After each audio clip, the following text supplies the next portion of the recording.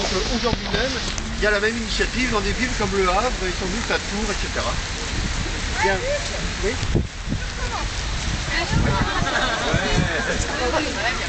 Vous avez entendu? Non. Oui. Oh.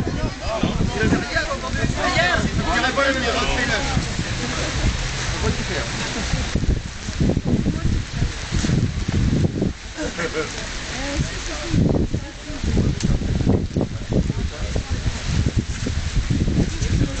Allô, allô? C'est mieux là?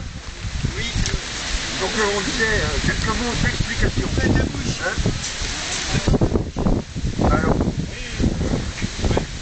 Donc c'est une initiative de l'Assemblée Générale Interprofessionnelle de Nantes qui a eu l'idée en cette date traditionnelle du 11 novembre d'associer au souvenir des morts, des prolétaires qui sont morts pendant la guerre 14-18, d'associer les morts en temps de paix, les travailleurs qui meurent encore aujourd'hui dans un grand pays développé comme la France.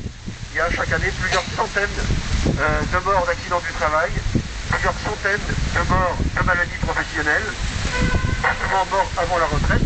Et puis il y a quand même à peu près 60 000 personnes qui ont des incapacités permanentes dues à des accidents du travail ou à des maladies professionnelles. Si vous regardez bien, ça fait 600 000 personnes tous les 10 ans. C'est quand même important. Donc c'était l'idée de la GIP qui a été reprise. En ce moment même, il y a des initiatives du même type dans d'autres villes de France. Vous avez remarqué que la cérémonie patriotique a lieu en ce moment même devant les tables mémoriales, là-bas, avec les drapeaux. Et nous sommes ici plutôt du côté de la résistance, avec le monument aux 50 otages.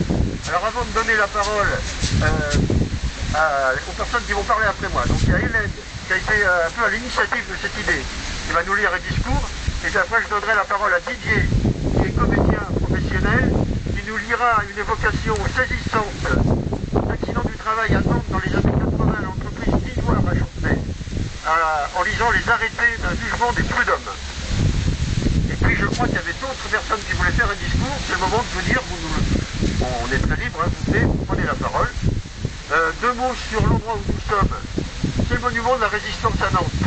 C'est symbolique car en ce moment, qu'est-ce qui est le programme fondamental de Sarkozy depuis 2 ans, c'est de démolir les acquis, les conquêtes du Conseil national de la résistance qui avait été créé dans la clandestinité autour de Jean Moulin et des syndicats et des mouvements de résistance.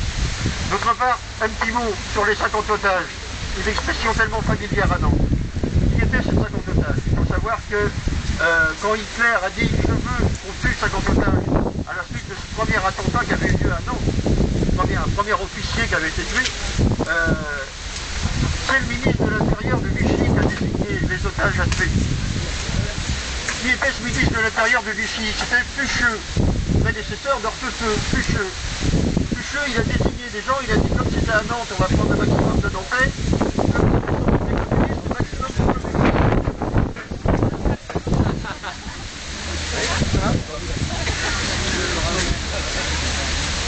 Alors il faut savoir que Pucheux a désigné parmi les 50 otages un très grand nombre de dirigeants syndicaux de la CGT.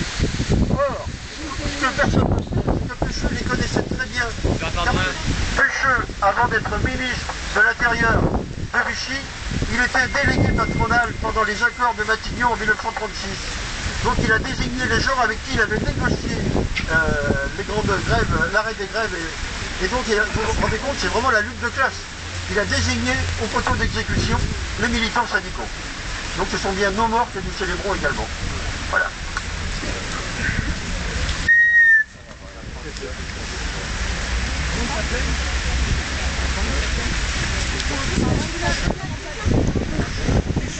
Mets-toi derrière, mets-toi derrière. Alors, faut pas qu'on soit trop nombreux. Faudrait qu'on parle de la plaque. Oui. Alors, moi j'interviens donc d'abord à titre privé. Je n'avais pas l'intention de vous le dire, mais on m'a dit que c'était important que je vous dise que si j'ai eu cette idée, c'est parce que personnellement, j'ai vécu dans ma propre famille ces décès à répétition qui sont dus au travail. 4 de mes frères et sœurs sont morts autour de 50 ans, tués par leur travail. Voilà, je voulais vous le dire, dont 2 par l'amiante. Donc qu'on ne cesse de me dire aujourd'hui que nous allons vivre plus vieux, ça m'énerve. Voilà. Donc j'ai écrit un texte que je vais vous dire maintenant. Donc, chers camarades et chers amis, nous avons choisi de nous réunir aujourd'hui, jeudi 11 novembre 2010, afin de rendre hommage aux hommes et aux femmes de France morts au travail. Nous, citoyens, souhaitons par cet acte hautement symbolique faire entendre enfin la douleur muette des familles ouvrières qui voient les leurs mourir tués par le travail dans l'indifférence générale. Nous souhaitons également exprimer notre colère. Nous ne supportons plus la propagande insupportable menée par le gouvernement de Nicolas Sarkozy. En effet, depuis des mois, ce gouvernement nous répète que la population française vieillit afin de justifier la casse du système de retraite par répartition et de promouvoir auprès de la population la capitalisation. Il est vrai que des hommes et des femmes atteignent aujourd'hui des records de longévité, c'est vrai, on ne va pas le nier. Mais il faut rappeler que c'est parce qu'ils ont bénéficié des incroyables avancées sociales permises par les luttes sans merci qu'ont menées nos grands-parents. C'est vrai, si nos anciens sont en relative bonne santé aujourd'hui, c'est parce qu'ils ont pu prendre des vacances, qu'ils ont bénéficié de soins médicaux gratuits et d'un départ à la retraite autour de 60 ans. Toute avancée sociale remise partout en cause en Europe, vous voyez ce qui se passe en Angleterre, au nom de la crise mondiale. Dans ce contexte de casse des acquis sociaux, qui peut croire que la longévité d'aujourd'hui sera celle de demain?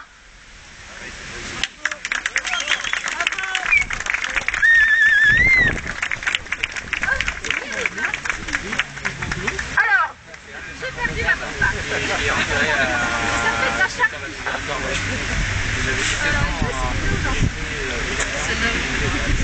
Donc, j'ai perdu. Désolée, ça colle et tout, c'est horrible. Voilà. Donc, je reprends.